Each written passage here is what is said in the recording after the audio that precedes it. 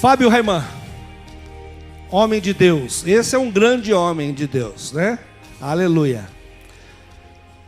O Fábio é pastor local na Clínica Manaim. É pastor porque quem tem ovelha é pastor, né, pastor? Sim. Né? Nosso amigo, caminhamos junto, conheço o Fábio há quase 5 anos. Desde quando comecei a fazer essas fotos que vocês tiram minha perto desses caras grandes, eu não estou gostando muito disso. Depois vira meme lá na internet esse negócio. Mas você ainda agora, eu tiraram uma com o Daniel e eu conversando com ele. Eu assim para ele assim, ó, eles pegaram e tiraram uma foto minha, né? Tudo bem. O Fábio, quando eu comecei a fazer o trabalho ali na Clínica Manaim, a gente se tornou grande amigo e parceiro. E o Fábio teve uma existência aqui da vida dele, uma parte dela que ele passou aqui em Apucarana, a gente conversando. E eu então disse, então eu gostaria que você fosse lá compartilhar uma palavra lá com a igreja de Apucarana. E nós convidamos ele e que gostaríamos de que você ficasse muito atento ao que Deus vai falar ao teu coração através da vida do Fábio, tá bom? Vamos orar com ele, queridos? Senhor amado, nós sabemos que nós somos apenas vasos, instrumentos do Senhor. Sabemos que o Senhor muda muitas vezes a nossa liturgia, muda tudo que está no nosso coração. E nós te damos total liberdade para usar a vida do teu filho nessa noite, para que o Senhor fale aquilo que vai edificar a tua igreja, vai curar almas, vai converter pessoas, vai curar o nosso coração.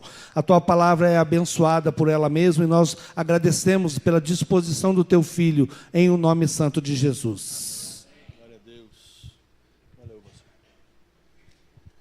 Boa noite, igreja. Que a graça e a paz do nosso Senhor Jesus esteja aí no seu coração, na sua mente. Como o pastor já antecipou aqui, né? Eu sou o Fábio. Está ali a minha esposa Elis. Meus filhos foram aí para as salinhas. É um grande privilégio poder estar aqui nessa cidade, nessa igreja, e compartilhar um pouquinho com vocês aquilo que Deus fez e tem feito na minha vida, né? Eu creio que dessa maneira a minha vida ainda continua sendo mais edificada e eu posso acrescentar algo daquilo que Deus tem feito na vida de vocês também. Bom, eu queria começar pensando aqui com vocês algumas questões que Deus tem colocado aí no nosso coração. A Manaim, que o pastor se referiu aqui, é uma comunidade terapêutica. Obrigado. É uma casa de recuperação para dependentes químicos e alcoólatras, né? Ela já existe desde 2002 e eu conheci ela em 2006. Então tem aí praticamente 10 anos que eu conheci essa obra do Senhor lá em Curitiba. E ingressei nela e estou nela até hoje e quero continuar dela assim, se Deus permitir, né? Então nós trabalhamos hoje ali no município de Embaú. Quem vai a Curitiba aí, com certeza já fez uma parada ali naquele posto ali de Embaú, comer um pastel que tem ali famoso. Conhece esse lugar ali, não? Então a gente está ali numa propriedade que é da igreja metodista, o antigo recanto metodista. Talvez alguns de vocês passaram o seu tempo de juventude lá, né? Os encontros, os retiros. E hoje nós estamos lá desde 2010. Como eu falei, esse projeto começou em Curitiba e quando eu conheci, né, em 2006, a minha vida não era abençoada, não tinha nem um pouco da presença de Deus, né? Porque eu havia feito algumas escolhas na minha vida que trouxeram consequências, hoje eu vejo que bastante graves e terríveis, porque eu não estava só sofrendo no mundo das drogas, como um dependente químico, mas eu também estava perdendo a minha salvação, né? Eu estava indo para o inferno, sem saber, de certo modo, sem ter um entendimento maior da situação. Mas quando eu conheci esse povo lá, eu comecei a ter então um entendimento diferente, né, a respeito da minha vida enquanto criatura de Deus, enquanto filho de Deus, enquanto um pecador. E de lá para cá, foram muitas experiências que eu tive com esse Deus e a minha vida hoje ela é totalmente o oposto daquilo que era há 10 anos atrás, né? Tenho experimentado muito da graça de Deus, muito do poder de Deus, do cuidado de Deus.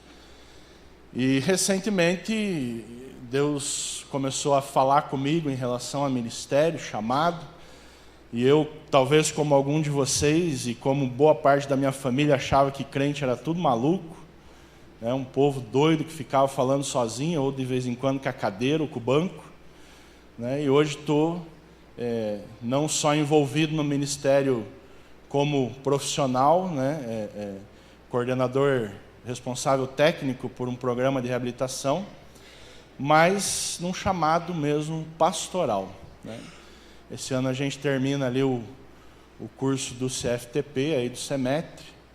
Em nome de Jesus a gente pede uma nomeação aí para a obra de Deus. E nesse contexto, tudo que eu compartilhei aqui com vocês, um pouco da minha vida, eu tenho pensado bastante e vem bem a calhar o meu pensamento e aquilo que Deus tem falado comigo a respeito do que o irmão Marcos, né? Marcos, que abriu aqui o culto, iniciou, deixou aqui como pergunta, né, para a gente pensar. Ele foi muito claro em dizer, aí vocês pensem, né? Como é que eu tenho olhado para Jesus? Como é que eu tenho visto Jesus? Né? Como é que eu tenho caminhado com esse Jesus? E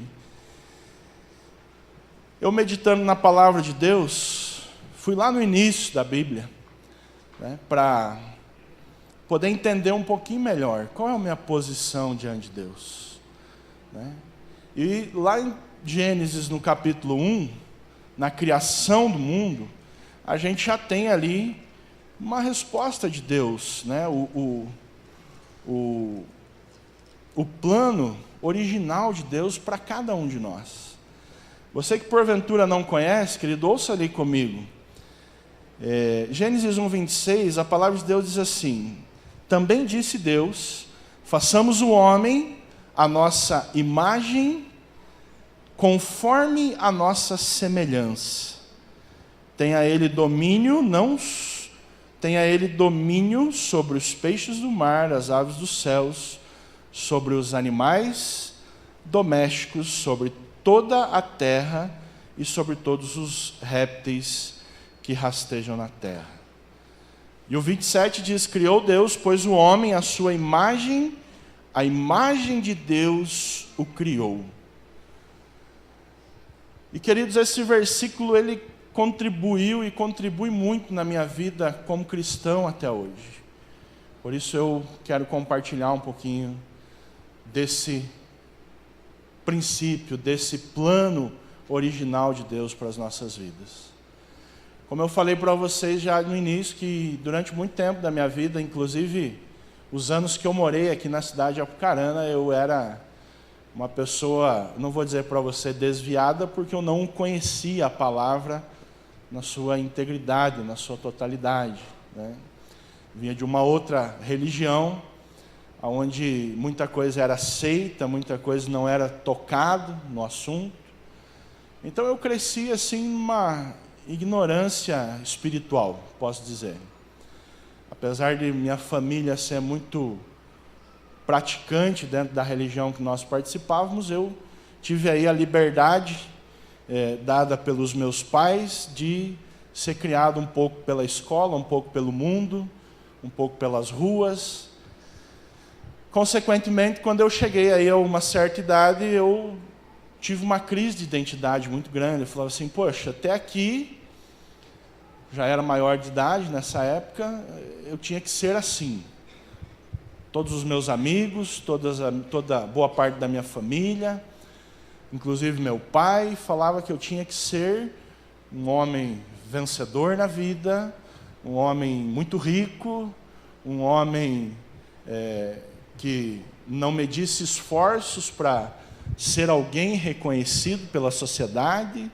Serão os conselhos que eu ia recebendo. E depois, quando eu tive um contato com a palavra de Deus, quando eu fui encontrado por essa palavra, eu comecei a ver que as informações não eram parecidas, não eram nem sequer semelhantes, eram opostas, né? Olhando para a vida do Senhor Jesus, eu falava, poxa, né, esse cara deve ser maluco, porque eu aprendi diferente.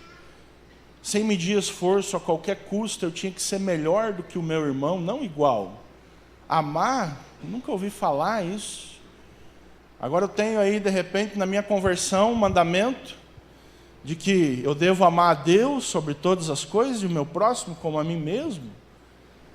E eu fiquei numa crise muito grande, tive muita dificuldade para me render ao Evangelho, né? Devido a isso tudo que eu trouxe como bagagem, como experiência de vida, né? No tempo em que ocorreu aí a minha formação, né? Enquanto homem.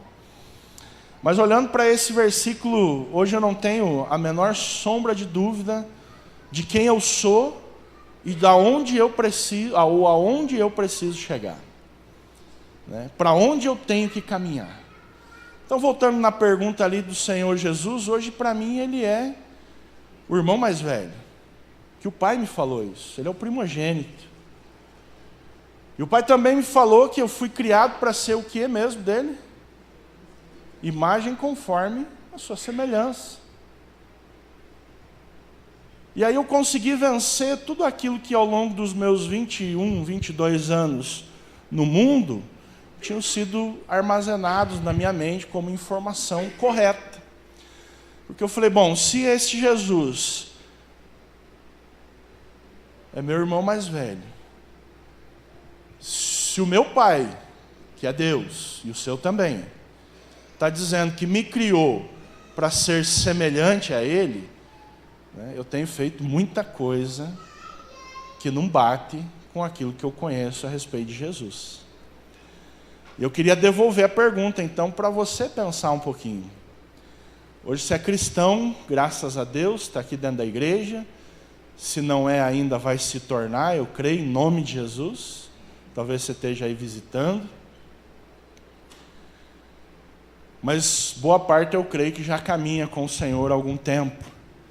E quais são as coisas que você tem feito no seu dia a dia que o tornam semelhante a Ele? Essa é a pergunta que eu tenho ouvido do Espírito Santo constantemente.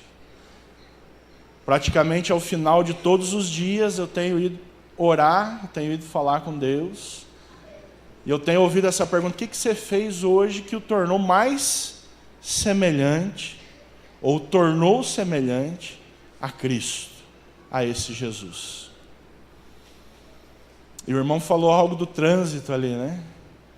Que nos deixa mais ou menos semelhante a Cristo.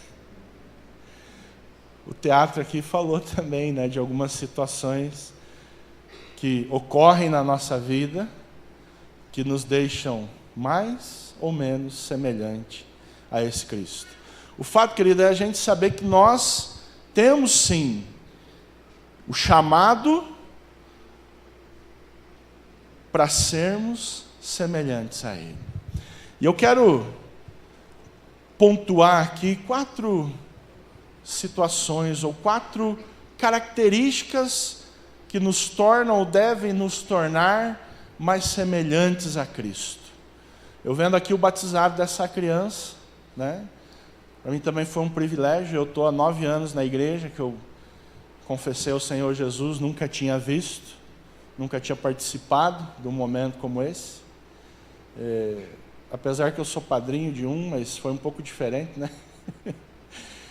Até um tempo atrás eu achava que era padrinho de casamento, a minha esposa que me lembrou que não, que nós somos testemunha do filho e não do casamento, é que as duas coisas aconteceram juntas. Mas esse assim, com a água, né, foi o primeiro que eu participei, que eu vi. Então eu olhando para essa criança, essa palavra ardia numa coisa, essa criança é imagem e semelhança de Deus. E os pais têm uma tremenda responsabilidade agora de ensinar o caminho que essa criança vai andar. Mas por mais que os pais tenham entendimento, por mais que a igreja que o recebeu aqui como membro, os padrinhos, testemunhas, façam todo o esforço, não meçam nenhum esforço para ensinar essa criança. Infelizmente, nós sabemos que, com o passar do tempo, nós começamos a fazer as nossas escolhas. Vai crescer. Os meus estão aí, um com 6, outro com 8. E a gente tem todo cuidado com eles, né? E eles chegam em casa, volta e meia, cantando uma musiquinha do Michel Teló, que eles viram na escola, né? Falando umas coisas assim que a gente olha e fala, opa, aqui em casa ninguém fala isso, onde é que aprendeu? Né? Então a gente vai tentando cuidar, moldar, falar. Mas lá no capítulo 3, a loira aqui do teatro, não lembro o nome dela, falou, né? Da loirice da Eva, né? Cláudia com K, né? Deixa claro para nós que a partir desse momento em que o pecado entrou na nossa vida, né? Para nós sermos semelhantes a Cristo, ou a Deus, que nos criou, se tornou algo um pouquinho mais difícil. Mas eu afirmo para vocês que não é impossível. Né? Porque nós temos vivido isso, pela graça de Deus, diariamente. Lá onde eu trabalho hoje, como ministério, nós atendemos cerca de 40 jovens, que chegam lá totalmente semelhantes com o mundo, corrompido até o cabelo que não tem mais, o dente que caiu da boca já, por causa da droga, corrompido pelo pecado, tomado, dominado. E você fala algumas coisas que eu estou falando aqui para vocês hoje, eles levam quase um ano para entender, e saem de lá, de repente, com um ano de tratamento, ainda não entendendo, porque tamanho foi o domínio que o pecado exerceu sobre a vida deles. E eu tenho aí uma experiência em relação às drogas, mas pecado é pecado. Talvez nós estamos hoje dentro da igreja de Deus, louvando, glorificando, devolvendo nosso dízimo, ofertando na casa do Senhor, mas tem muito mais coisas que isso para nós nos tornarmos semelhantes a esse Cristo. E o chamado não é só para o pastor ou a família pastoral. O chamado é para cada um de vocês, queridos, que estão sentados aí nesses bancos. Eu perguntei para o pastor há quanto tempo tem a igreja aqui. Ele me falou há 62 anos, né? 60? Eu morei quase 10 anos aqui, eu nunca vi, nem sabia que existia igreja metodista aqui. Né? E eu morava aqui do ladinho, aqui no Hospital do Providência ali. E aí, eu me pego a pensar, né? Lá em Baú, onde nós temos a casa de recuperação, também temos uma igreja metodista. Né? E, assim, as referências que as outras igrejas fazem não são muito boas. Né? Quando o irmão de uma outra denominação começa a se desviar, eles olham, os pastores olham e falam assim, já vai virar metodista. Né? Que nós chegamos na cidade, uma cidade conservadora, pequena, 10 mil habitantes. O povo veio da capital meio louco, meio agitando tudo, ia para a praça, ia para escola, colégio, teatro, banda, rock and roll, né? E o povo ficou um pouco escandalizado. Hoje, há 4 anos já depois, eles estão um pouco mais tranquilos, ao ponto de nós sermos procurados, muitas vezes, para estar ministrando a vida de pessoas naquela cidade. Por quê que isso acontece hoje na nossa vida? Porque nós temos buscado nos tornar cada vez mais semelhantes a esse Cristo, qual nós fomos criados como irmãos pelo mesmo Pai, e recebemos um chamado, né, de falar desse Cristo, de viver como esse Cristo, de testemunhar a verdade a respeito desse Cristo. E muito tempo, querido, eu fiquei dentro da casa de recuperação, e eu ia no mercado, eu ia na farmácia, eu ia em algum comércio da cidade, e eu não fazia muita questão que as pessoas soubessem que eu era crente. Eu tinha receio, né? Eu tinha vergonha, para ser sincero, de dizer eu sou cristão, eu faço parte da igreja que foi comprada, lavada, remida pelo sangue precioso do Senhor Jesus. Muito tempo eu tive vergonha disso.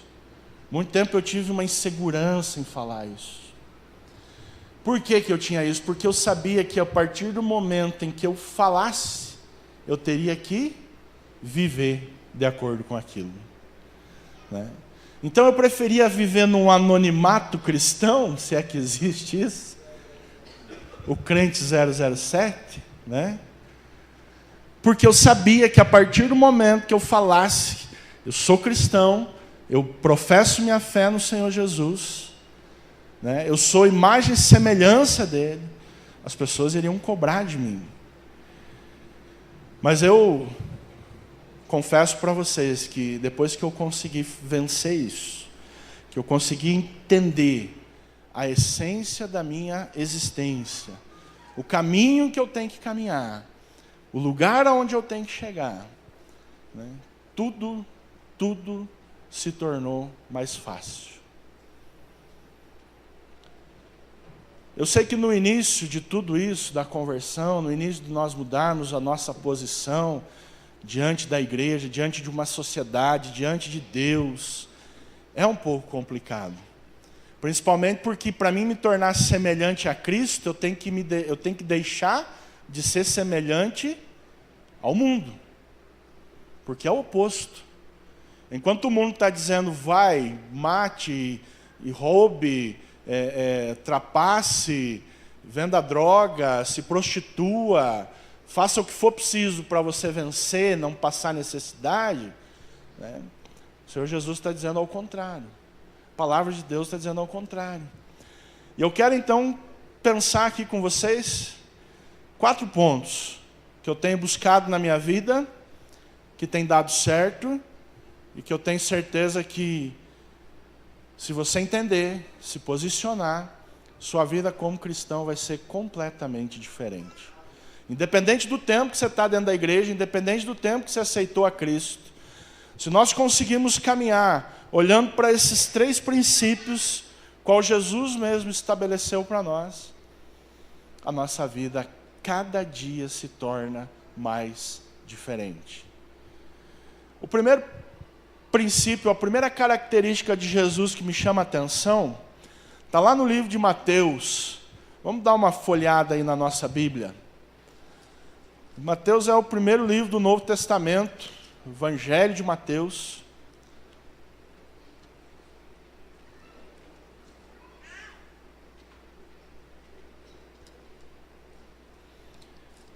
Capítulo 9.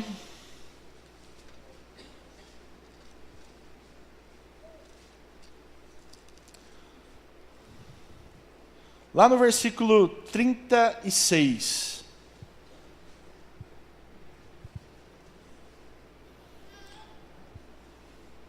A palavra de Deus diz assim: vendo ele as multidões, compadeceu-se delas, porque estavam aflitas e exaustas, como ovelhas que não têm pastor. Junto com essa compaixão que Jesus sentiu ali pelaquela multidão, de pessoas que não o conheciam, assim como eu falei para vocês que até os meus 22 anos não o conhecia, ele traz em um outro texto, de João 13, né, uma passagem onde ele demonstra o amor dele pelas pessoas. Então, compaixão e o amor precisam caminhar juntas. Dá uma olhadinha aí no Evangelho de João, capítulo 13. João é o último evangelho, o 4º livro do Novo Testamento. Capítulo 13, no primeiro versículo.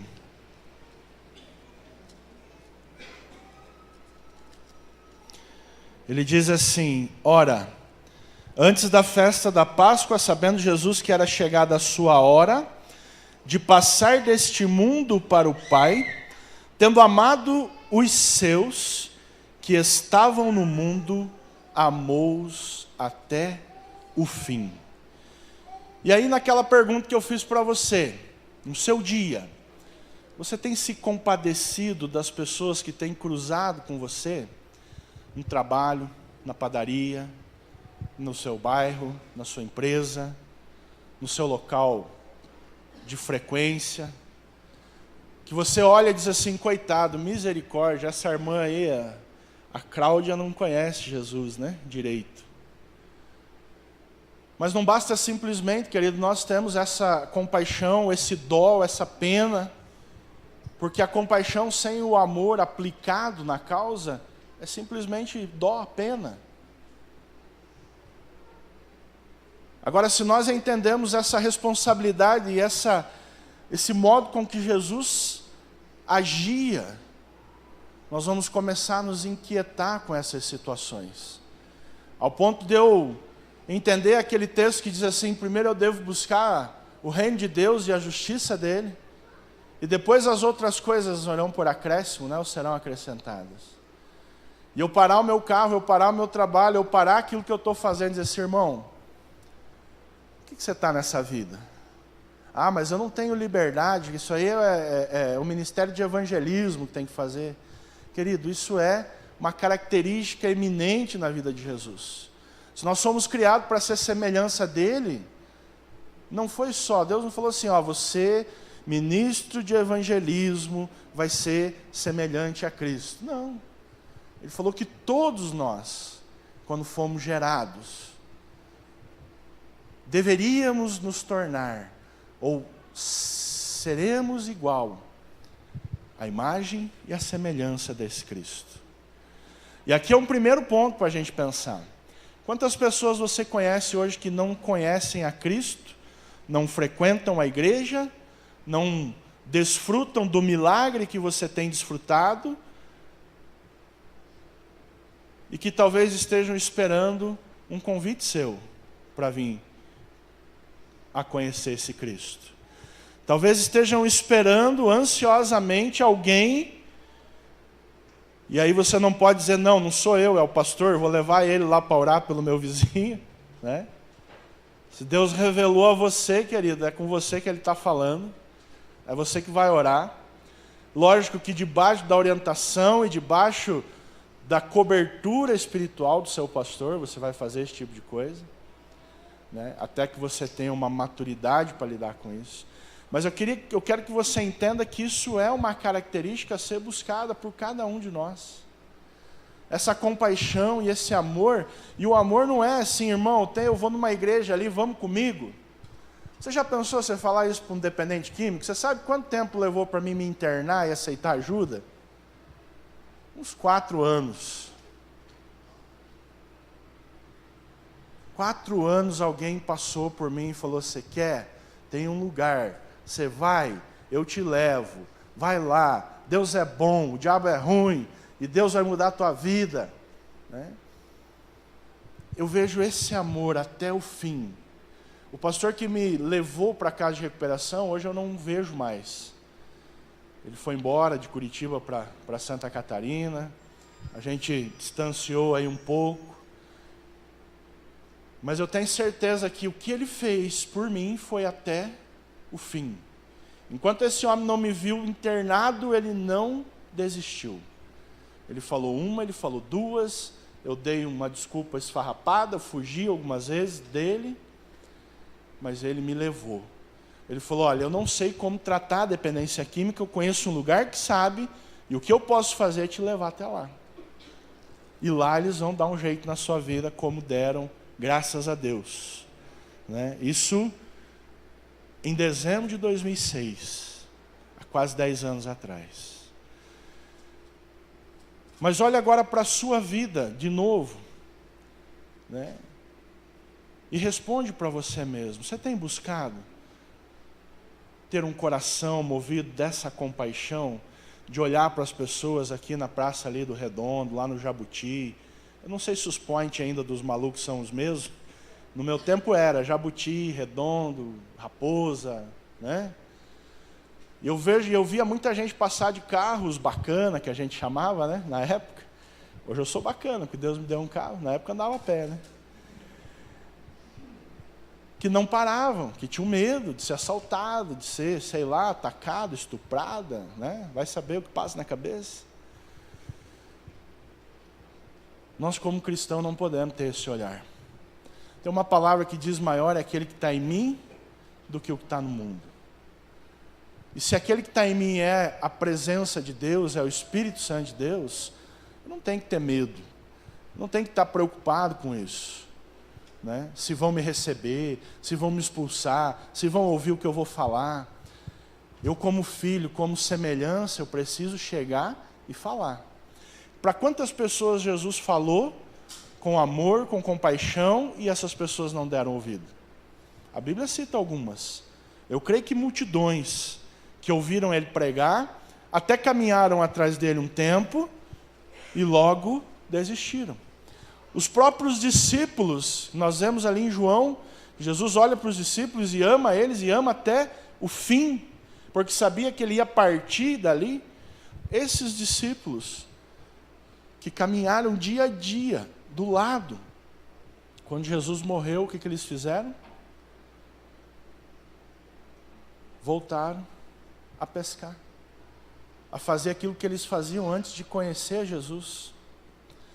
Talvez você teve uma experiência, isso que eu estou falando já teve ardendo no seu coração, quando você foi encontrado por Jesus, quando você se rendeu a Ele, mas que o mundo tem te amoldado, moldado o seu coração de uma maneira fria, uma maneira sagaz, uma maneira diabólica, ao ponto de dizer: filho, se preocupa só com a tua salvação, deixa os outros.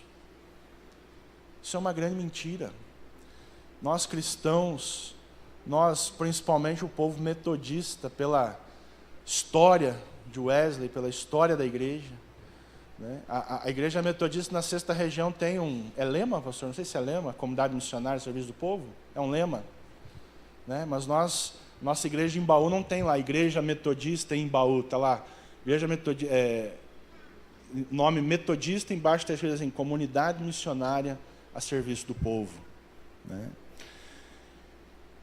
Queridos, eu não vim aqui nessa noite para assustar vocês e nem para deixar vocês em crise de identidade, mas para, de repente, reavivar algo dentro do coração aí, para, de repente, fazer brotar um calor, assim como aconteceu lá com Wesley, né? Que o coração dele ficou aquecido com a presença de Deus, ao ponto dele pegar o cavalo e pregar. Ah, não pode? Pode. Não pode aqui dentro, eu vou pregar ali na frente, mas vou pregar. Mas vou ter compaixão, mas vou amar. Querido, quanto familiar seu tem envolvido com droga? Que você olhou para ele já e disse assim: esse aí não tem mais jeito, nem Jesus dá conta. Eu já ouvi isso, querido. Eu já ouvi isso. Mas o dia em que eu me converti, né? O dia em que eu entendi, comecei a entender um pouquinho da palavra de Deus, o meu pai era um que dizia assim: esse aí esqueça, não tem como. Eu fui visitar minha avó, e quando eu falei para a avó que eu tinha me convertido, que eu tinha aceitado a Cristo, ela ficou muito alegre. E ela me falou que há 10 anos ela orava por isso, e eu não sabia. E ali me brotou no meu coração um desejo ainda maior de falar para as outras pessoas, porque nem todos diziam que eu não tinha mais jeito. A minha avó, com seus 70 anos, uma vida de oração, há 10 anos orava para que eu saísse daquela vida, né? Isso é uma oração carregada de amor. O segundo ponto, querido, que eu queria pensar contigo, ainda a respeito daquilo que Jesus viveu, daquilo que Ele fez na forma humana, esse amor aqui que nós lemos, essa compaixão, Jesus não fez como Deus. Ele fez aqui, no ministério dele, na forma humana. Por isso eu digo que nós podemos sim ser semelhantes a Ele. Porque Ele fez com aquelas pessoas que Ele viu, que Ele caminhou e que Ele falou, né, da sua missão aqui na terra.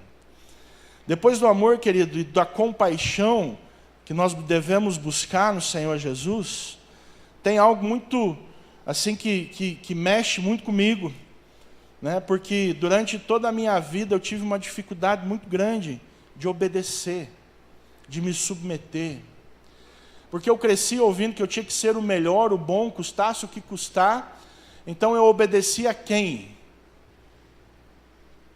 Eu obedecia a quem me favorecia em alguma coisa. Né? Então eu estava lá na minha época, aí que eu morei aqui em Apucarana, eu fiz uma faculdade aí em Arapongas. Nesse tempo eu tinha uma tia, que era freira, aqui do Hospital da Providência, era diretora do hospital na época. Hoje ela não é mais freira, saiu, né? Eu obedecia a ela porque ela me dava moradia e pagava minha faculdade. Então, eu tinha que obedecer, é o mínimo que eu podia fazer. E às vezes, de vez em quando, ainda eu dava o golpe nela, né? Eu dava o nó. E eu obedecia os meus professores, que eu precisava concluir a faculdade. Então, era uma obediência por conveniência. E aí tem um texto aí em Filipenses, capítulo 2, versículo 8, se você quiser anotar aí, eu vou ler aqui porque eu tenho mais uma hora só, pastor, é isso?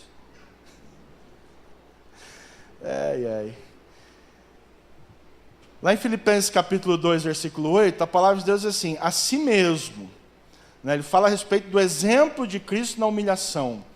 No versículo 8 ele diz, a si mesmo se humilhou, tornando-se obediente, e obediente até a morte, e a morte de cruz. Que benefício eu tenho na morte? O que a morte vai me favorecer? Num olhar secular, mundano. Final, acabou. Sou mais nada e nem ninguém. Mas, querido, quando eu passei a entender que a morte de cruz era necessário acontecer na minha vida, ou, aliás, eu reconheci a morte de cruz de Jesus para que a minha vida mudasse, né, eu pude entender também o valor da obediência e da submissão. Porque ele mesmo sendo Deus, ele mesmo sabendo de toda a missão que tinha sobre a vida dele, não recusou, não arredou o pé. Ele sabia que era daquela forma que ia se cumprir, né? E ele decidiu obedecer. Ele decidiu se submeter, né? Então, queridos, quando eu comecei a entender esse princípio, e o meu pastor falava, você vai fazer isso, eu era um cara meio hiperativo, assim. Vocês têm um pastor meio parecido, né? Né? Vamos fazer hoje, já, agora, não é amanhã, né? Dá uma ideia aí, vamos, estamos juntos, né? E aí eu ia até meu pastor, eu tive essa ideia, eu tinha estudado algumas coisas para aplicar na casa de prestação. Ele falava, irmão, vamos orar? Eu falava, ô Jesus, né? Mas que tanto ora esse homem, cara? Está aqui, eu estudei, está no livro, né? Não na Bíblia, mas no livro. É só fazer, o que tem que orar? A dificuldade minha era tremenda em obedecer, né? Principalmente nesse momento, onde o meu líder espiritual falava assim, irmão, nós precisamos pôr isso em oração, né? E aí o orgulho, né, vinha moendo o coração, dizia assim, o que eu tenho que esperar esse pastor, que é pastor, não é enfermeiro como eu sou, não conhece a dependência química como eu conheço, né? Como assumiu a casa de recuperação agora, 4 anos aí para cá, 5 anos, o que eu vou esperar esse cara orar? Queridos, era batata, dava 1 mês, 2, 3, depois eu tinha que chegar lá e dizer assim, pastor, eu queria pedir perdão para o senhor, né? Porque eu não conseguia obedecer. Mas se isso ainda vem, te incomoda e te leva a ter um tempo de arrependimento, é benção. Agora, o duro é você ficar no banco da igreja a vida toda, com seu coraçãozinho magoado com o teu pastor, com a tua igreja, com a tua doutrina, né? Com aquilo que o povo está caminhando, você é o do contra, não quero, não aceito, né? Eu sei que vocês nunca pensaram, mas deve conhecer alguém que pensou, né? Que Se você tivesse feito o louvor aqui, hoje teria sido melhor do que os irmãos que estavam aqui pela primeira vez. Glória a Deus, ninguém pensou isso. Lá na minha igreja, às vezes, eles pensam. Né? Se eu estivesse no altar pregando, eu pregaria melhor, diferente. Não consegue obedecer e entender o tempo de Deus para todas as coisas. E quando tem o tempo de Deus para vir pela primeira vez no altar, como a irmã falou ali, estava nervosa, né? Mas ninguém percebeu. Sério mesmo, não deu para perceber, né? Quando chega o tempo dessa pessoa que criticou, está aqui, que o pastor convocou, convidou, o líder do louvor convidou, não posso, hoje eu tenho aniversário, casamento, do periquito, do papagaio, não posso ir hoje na igreja, né? Ou seja, não obedece, não se submete. Consequentemente, ao invés de eu me tornar semelhante a Cristo, eu estou me tornando mais indiferente a Ele. Consegue entender que o chamado não é só para os pastores, que é para todos, porque essa semelhança precisa estar em todos nós? O outro ponto, querido, é o fundamental para uma vida de sucesso do crente, do cristão. Além da compaixão, do amor, da obediência, nós precisamos ter uma vida de oração. Jesus era um homem de oração ou não? E muito. Ao mesmo tempo que ele passava pelo mar ou pela terra, aquela multidão acompanhava, ele falava para os seus discípulos, dá comida aí para o povo, que eu já volto. Acomoda o povo aí, que eu vou ali. E aonde ele ia? Orar. Se retirava para um lugar deserto, né? Subia ao monte. Quantos aqui já oraram no monte? Lá na Manaim tem um. Se vocês prometerem para mim que vão lá, deixa ele, né? Bacana para você ter uma experiência lá com Deus, no monte de oração. Jesus se retirava para o monte. E não era de coberta não, viu? Tem uns irmãos que acham que é o de coberta. Não era de oração. Era no mato, era na noite, era ele e Deus, o Pai, né? Querido, talvez muita coisa na nossa vida, ou na sua ou na minha, ainda não aconteceu, ainda não foi para frente, porque o tempo que nós devíamos estar orando, nós estamos tentando resolver. Tem uma experiência muito boa nisso, muito assim, mudou minha vida. Um dia eu, 6 horas da manhã, acordei na casa de recuperação com 40 meninos para dar café, né? O pastor sabe quanto eles comem, bem. Então, de 40, multiplica aí 80 pessoas. Eles comem dobrado, por causa da ansiedade, né, que está ali, chegou naquele tempo na vida deles. Eles descontam muito no alimento. E às 6 horas da manhã eu não tinha trigo, não tinha pão, não tinha bolacha, biscoito, nem banana tinha para dar no café da manhã. O que eu fiz, né, o coordenador na época da Casa de Recuperação, coordenador administrativo, peguei meu carro, um pouquinho antes liguei para o meu pastor, falei, pastor, não tem pão, não tem biscoito, não tem nem farinha para fazer um bolo, pão, um bolinho de chuva, não tem.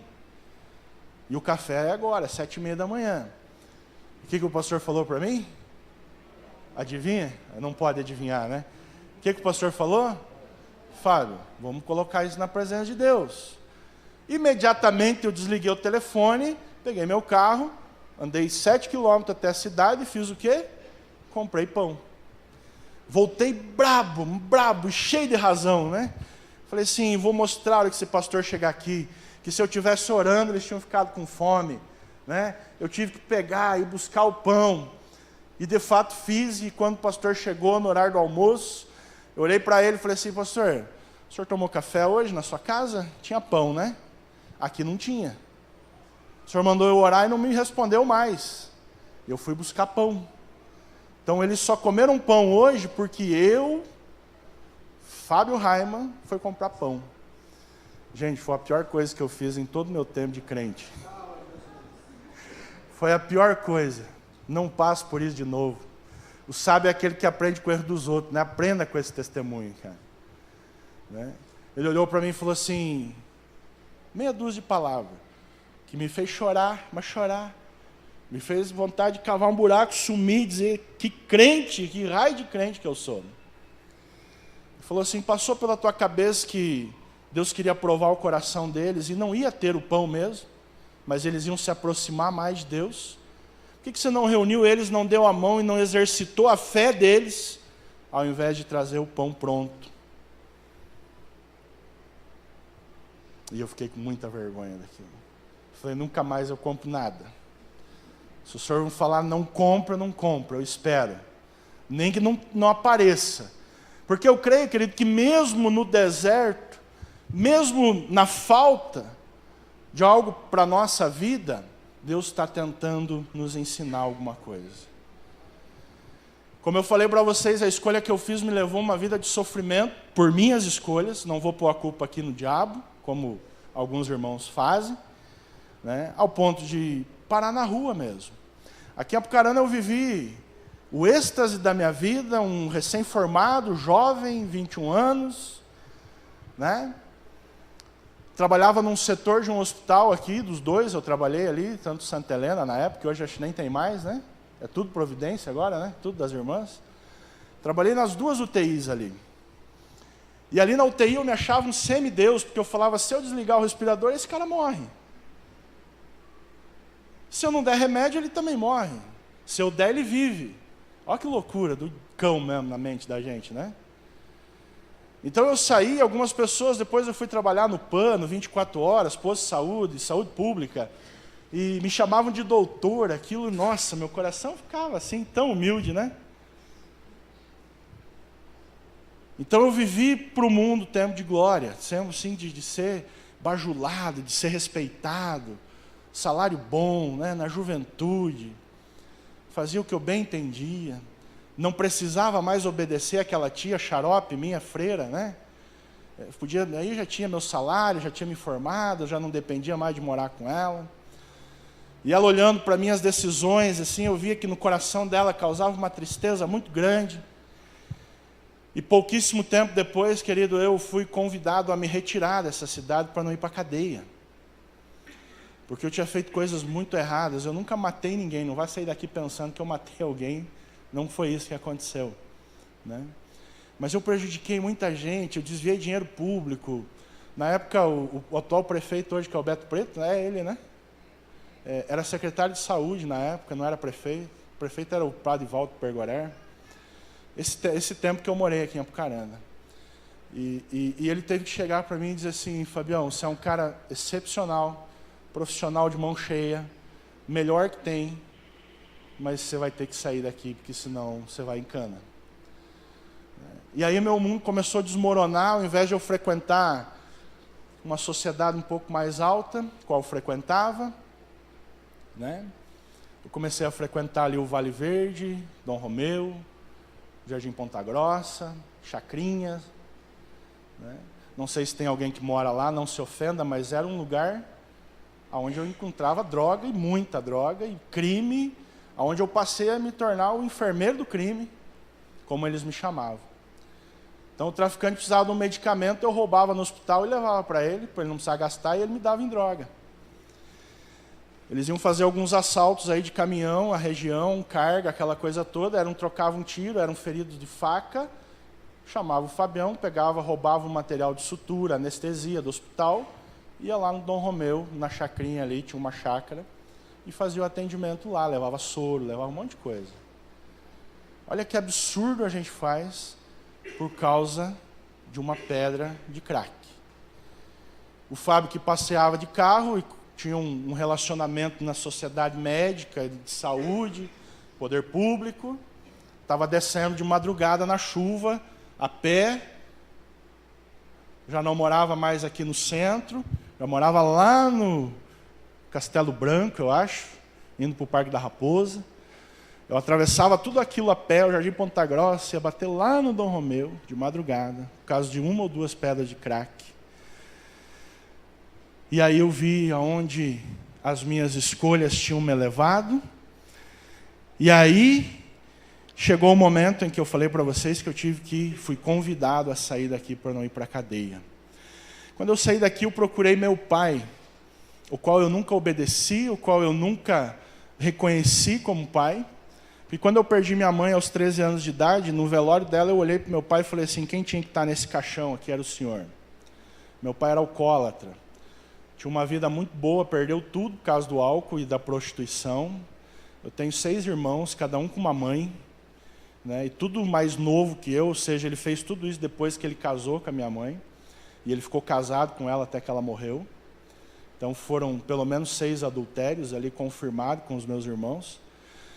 E por causa disso eu nunca amei, nunca respeitei, nunca o reconheci como pai.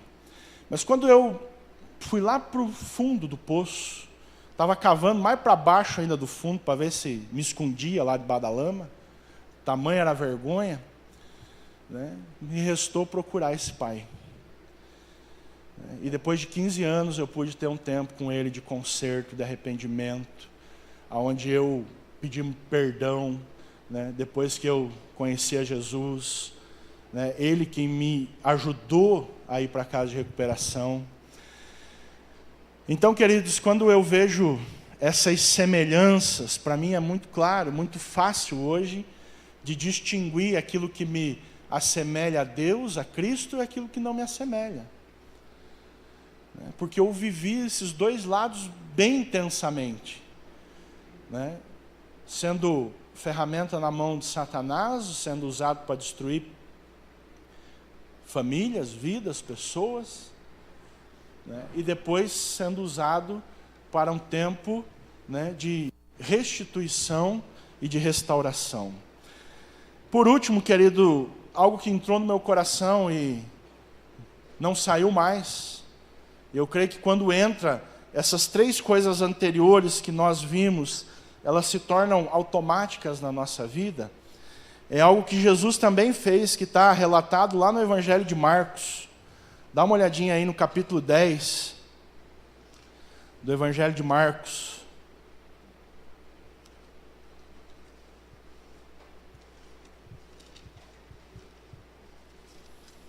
Versículo 45. Desculpe. Marcos 10, 45. Ele diz assim: pois o próprio Filho do Homem não veio para ser servido, mas para servir e dar a sua vida em resgate de muitos. Querido, o serviço, como eu falei, não é só do pastor ou da família dele. O serviço, todos nós somos chamados, né?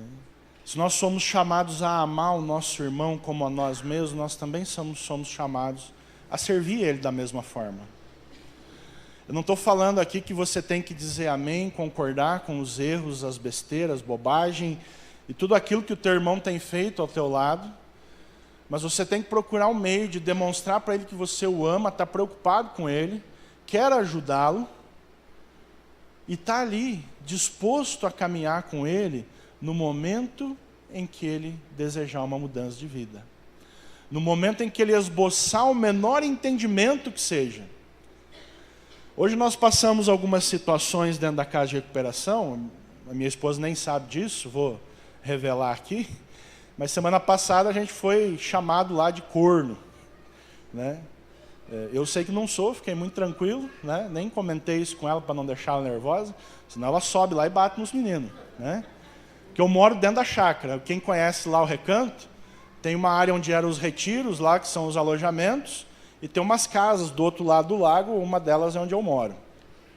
E o menino ficou muito bravo lá por causa de uma situação que aconteceu, e ele olhou para mim e para o outro pastor que tem lá, o pastor Josué, que é o nosso pastor lá, coordenador geral, falou assim: vocês são um bando de corno, né? Desculpa, perdão da palavra aí, né? Querido, o que você faria, sinceramente agora, vamos supor que você não está dentro da igreja, né? Se você ouvisse isso, ou a mulher, né, contrário, ouvisse isso. Mas sabe o que brotou no meu coração naquela hora? Eu falei assim: poxa vida, esse cara está lá 11 meses, comendo, dormindo, já orei pela vida dele, tenho orado pela vida dele, Tenho feito algumas coisas pela vida dele que eu não faço nem para os meus filhos, ainda, porque eles são pequenos, né? Mas algumas necessidades eu tenho procurado fazer e eu recebo isso em troca. E quando quis entrar essa pontinha de auto-justiça ali, o senso próprio de justiça, falei, não é isso, esse cara não entendeu ainda o que ele está fazendo aqui. E aí eu e outro pastor nos olhamos e a gente falou para ele assim, fulano, quero que você entenda uma coisa, nós estamos aqui para te servir. Sendo corno ou não te diz respeito isso? Nós estamos aqui para te servir. Eu quero te dar um abraço, eu quero liberar perdão sobre essa palavra que você me falou. Quantos aqui conseguem fazer isso hoje numa situação dessa? De abrir mão da ofensa, de abrir mão do senso de justiça próprio, para olhar para uma pessoa dessa, totalmente distante de Deus, totalmente distante, há 11 meses, dentro de uma instituição que nós falamos do amor de Deus, de manhã, no meio do dia, à tarde, à noite, que nós falamos do poder de Deus, no meio do dia, de manhã, à tarde, à noite. Por isso a minha preocupação, querido, em compartilhar isso com a igreja, que se reúne às vezes 1 ou 2 vezes na semana, algumas igrejas um pouco mais, outras uma só, né? Porque se num corpo como esse nós não falarmos sobre essas coisas, no individual fica um pouco mais complicado, no particular fica um pouco mais difícil. Eu tenho a conta para pagar, eu tenho horário para chegar no trabalho, eu tenho os filhos para ir para levar para o colégio, eu tenho um monte de compromisso, eu oro no trânsito, eu oro da noite se der tempo. Queridos, tenta mudar essa prioridade na sua vida. Se o teu dia começa às 6 da manhã ou às 5, como o nosso começa lá, acorda às 4:30, faz um esforço. Separa uma meia horinha de oração e meditação na palavra de Deus. Você vai ver que no seu dia você vai servir com mais disposição, você vai amar com mais facilidade e você vai obedecer com maior entendimento da tua atitude de obediência. Porque são essas coisas que fizeram a diferença. Se Jesus não tivesse praticado alguma dessas coisas aqui, nós não estaríamos mais aqui. O projeto dele, o chamado, o ministério dele não teria se cumprido. Se ele tivesse recuado em qualquer momento, nós não estaríamos aqui.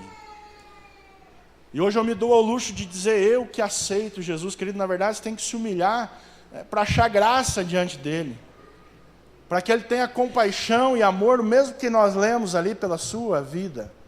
Assim como eu tenho compartilhado que ele teve pela minha e pela da minha família. A história da minha esposa não é muito diferente. Um dia a gente volta aí para ela contar um pouquinho.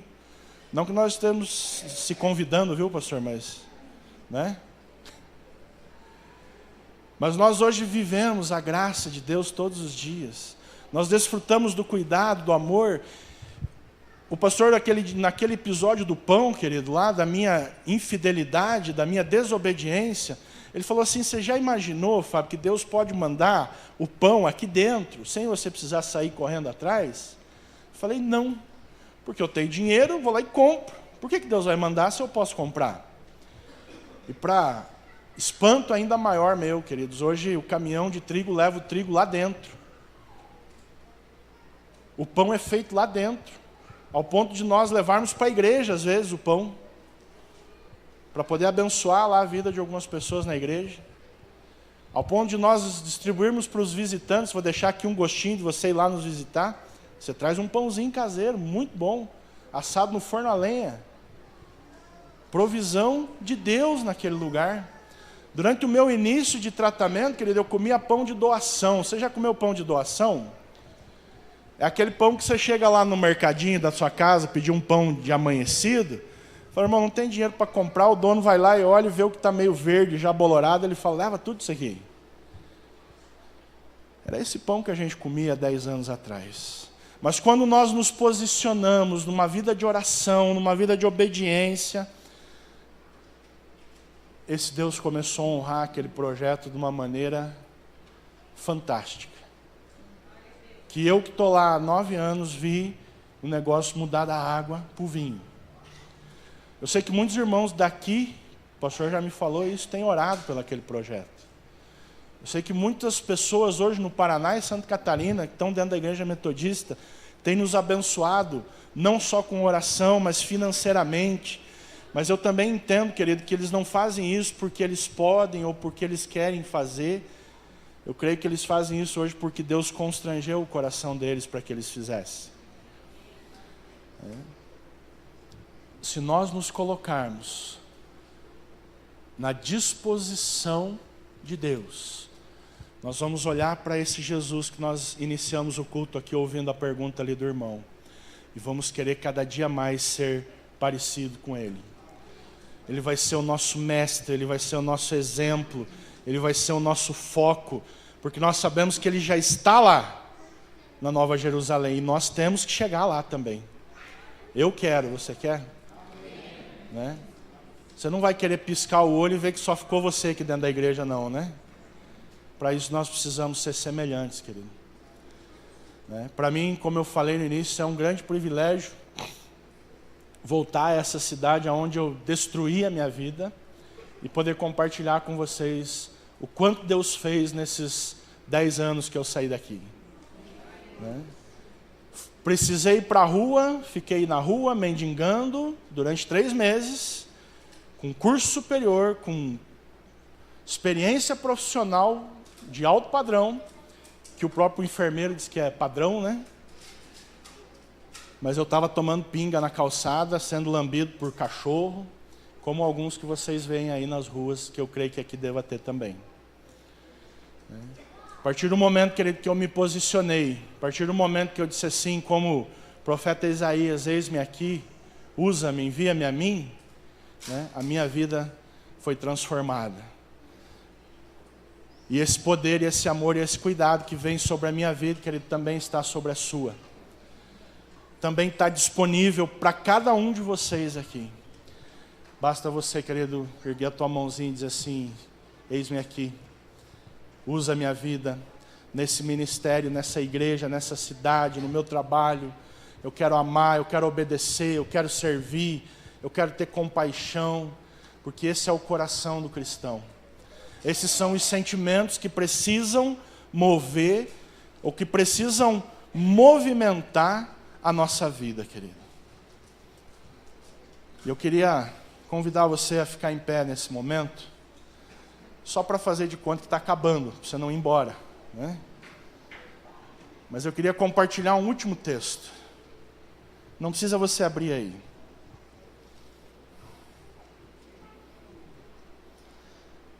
Um texto onde Jesus, o nosso mestre, o nosso alvo, o nosso exemplo de vida, ministério e semelhança com Deus, porque é o próprio Deus, ele prova umas pessoas que desejavam segui-lo. E ele diz assim lá no Evangelho de Lucas, ele fala assim, indo eles pelo caminho, for alguém e lhe disse, seguir-te-ei para onde quer que fores. E Jesus diz assim, as raposas têm seus covis, as aves no céu ninhos, mas o Filho do Homem não tem onde reclinar a cabeça. A outro Jesus diz, segue-me, e ele porém respondeu-lhe, permite-lhe ir ali primeiro sepultar o meu pai? Mas Jesus insistiu, deixa os mortos sepultar os seus próprios mortos.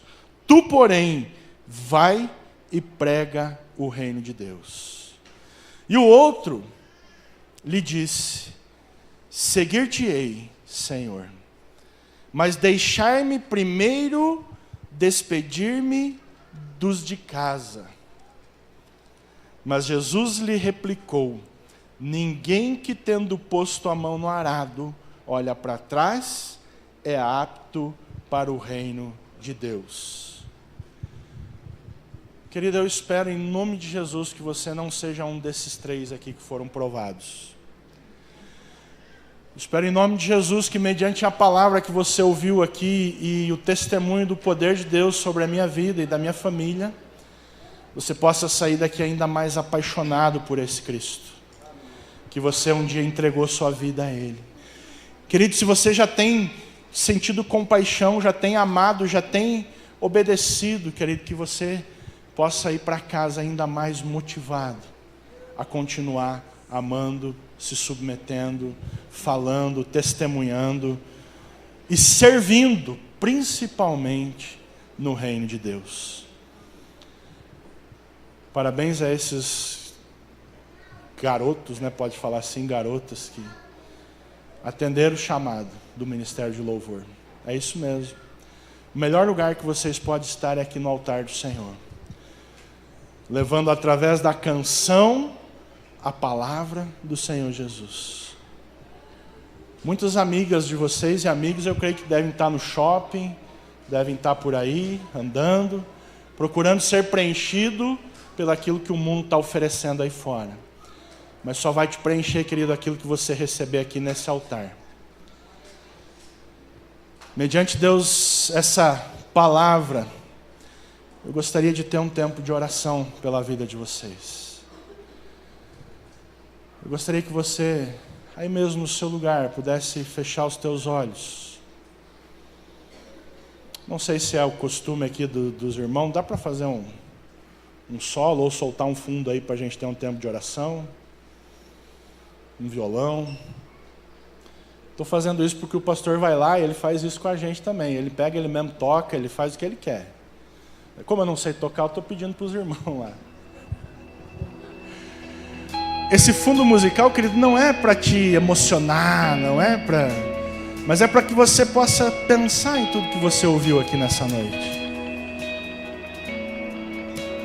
É para que você possa racionalmente sair da onde você está e ir para o mundo espiritual, olhar agora para Deus, e esse Deus olhando para você, esperando você dizer a Ele assim: Deus,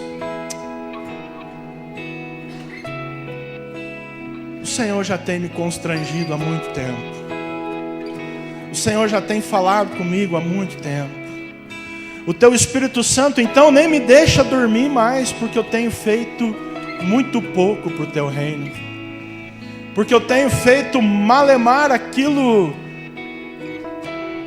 que eu deveria fazer como cristão. E nessa noite, Deus, eu quero assumir de novo um compromisso com o Senhor, assim como eu assumi lá no dia em que eu entreguei minha vida para o Senhor cuidar. Mas eu, por alguma correria do dia a dia, por algumas tarefas, eu acabei esquecendo que não bastava somente eu entregar, mas que eu também precisava ser cada vez mais semelhante, cada vez mais parecido com aquele que me criou, com aquele que permitiu que eu fosse gerado, com aquele que tem cuidado de mim, que não tem deixado faltar o pão de cada dia, que não tem deixado faltar uma roupa para mim vestir, que tem cuidado de mim até nos mínimos detalhes, tem me dado um esposo, uma esposa, tem me dado filhos para cuidar e colocar no caminho do Senhor.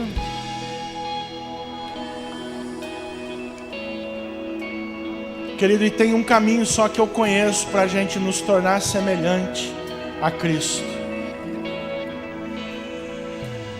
Quando o pecado entrou na nossa vida, a Bíblia é muito clara quando ela diz que somente por Ele, somente acreditando, somente tendo fé e somente confessando Ele como o Senhor e Salvador da minha vida, é que eu posso me tornar semelhante a Ele de novo.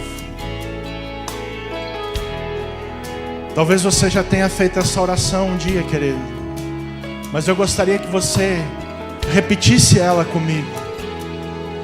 Agora com o entendimento de que não é somente erguer a sua mão e dizer sim, eu aceito, mas é dizer sim, eu aceito e eu assumo um compromisso com a Tua palavra, com o Teu reino, com a Tua igreja e com a minha vida.